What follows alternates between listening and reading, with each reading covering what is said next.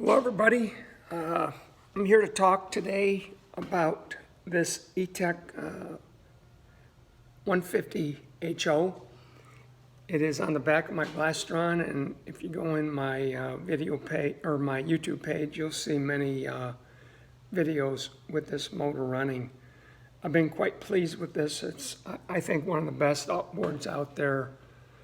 It just performs amazingly well. However, have you ever been on a boat with an e-tec at low power settings and noticed it starting to miss?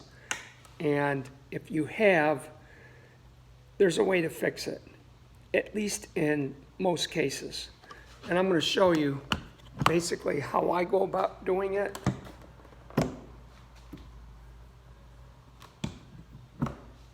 First thing we want to do is get the cover off, because we're going to need to access the spark plugs.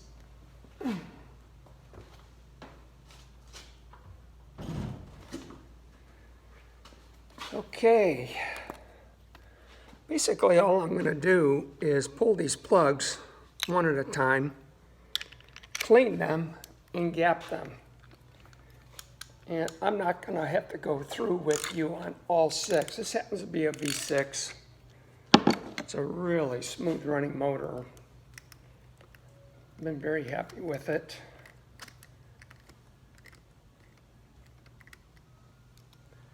So what happens is during the stratified charge, which is at very low power settings like idle, it'll start to build up soot around the plug and start to cause some of this problem. So what I do this about once a year. I'll come in, tweak the spark plug up with a pair of needle nose, and come in with a blade and basically scrape that carbon off like this. And I go around it. It's no big deal. And in some cases, there'll be some metal under there, and I'll take a small file and come in. Again, the probe is up, and I'll come in and clean and smooth that out with this little flat file. Don't get too carried away with it, but it'll smooth it out. And then you come back in with your needle nose and carefully tweak it back into position. Okay. And then with the feeler gauge, I use 28 thousandths because that's what it's called for on my motor. And the specs called out for this motor are right down here. And I suspect in your owner's manual also, but I use 28 thousandths, and I like a snug fit. And that's almost perfect.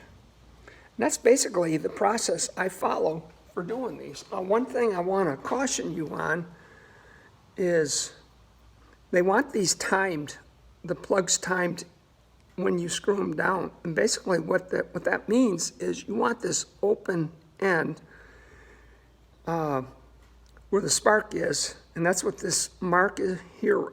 It's just a Sharpie. And you want that facing the injectors right here. So we'll see how that comes out.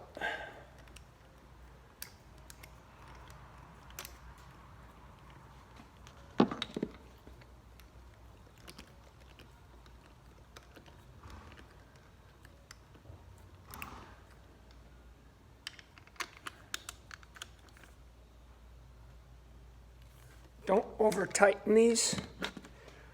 I'll bet there's more over-tightened plugs than under-tightened, and they can really screw your threads up. So I'm going to bring the camera over and show you, let's see.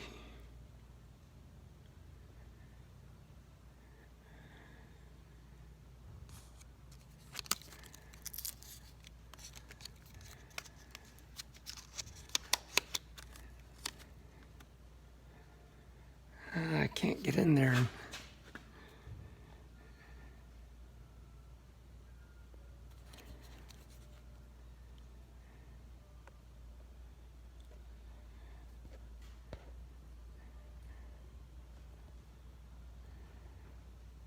There it is. You see that black mark right there. That black mark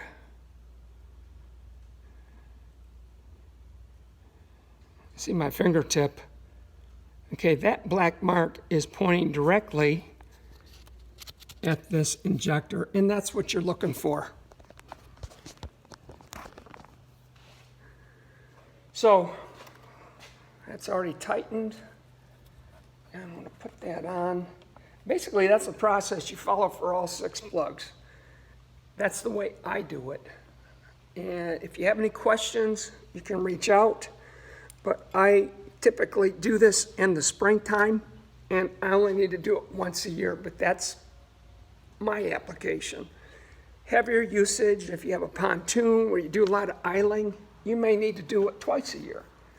But I found it to make this engine run very smooth, and I rarely hear any missing.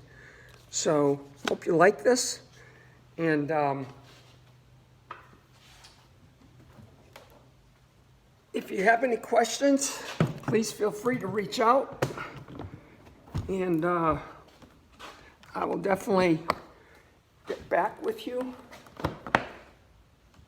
I just love this motor. I'll tell you what, this motor pushes this boat along at 60 plus, and if I could keep the boat solid, it tends to chine walk at above 55, 60 mile an hour range. But if I could get that thing stabilized, I think this boat would hit 70.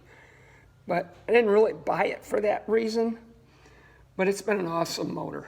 So I'm going to do another video probably on just the motor and prop. So I'll save that for later. Hope you enjoyed this video, and we'll be talking to you soon. Thanks.